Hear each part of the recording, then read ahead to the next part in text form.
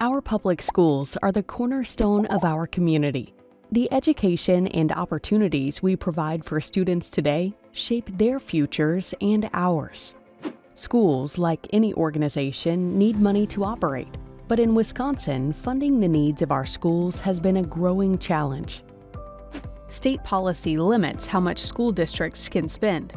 The vast majority of school funding comes from a combination of state dollars and local property taxes. It's called the revenue limit, and it acts as a cap per student that school districts can spend each year. Even if school costs go above this level, schools can't spend any more than this limit. From 1994 to 2009, these revenue caps were adjusted for inflation, which meant they helped schools keep up with ongoing needs. But since 2010, the resources districts need to survive have fallen farther and farther behind the basic costs to operate our schools.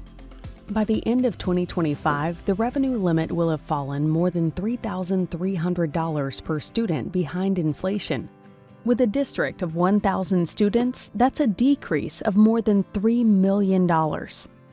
What's more, each district has a different revenue cap, and these caps are not tied to the needs of the students or the costs to the schools that serve them.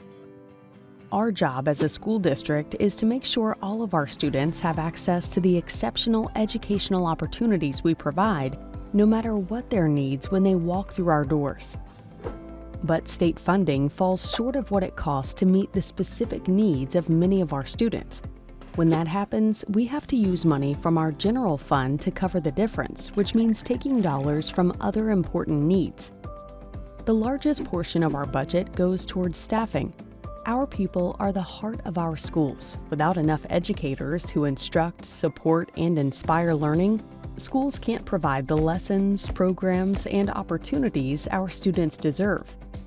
Other important budget items include curriculum, technology, transportation, operations, and maintenance. School districts work hard to balance their budgets, yet resources for schools have been shrinking year after year since 2010. With costs growing so much faster than funding, districts are always looking for ways to trim costs and work smarter, like deferring needed school maintenance, cutting programs, reducing staff, and many other strategies.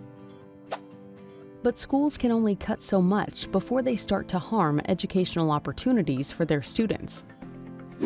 To maintain class sizes, keep up with rising costs, take care of school buildings, and protect high-quality instruction, many districts have turned to their community to help fill the state-imposed funding gap. Since the arrival of revenue limits, over 80% of school districts have done so by asking local voters to raise their caps through an operating referendum. Most have used the option multiple times. Our children don't have time to wait for state policymakers to fix the school funding system. By putting the needs of our students first, we are investing in their potential and the future of our whole community. Strong schools make strong communities where families want to move and stay.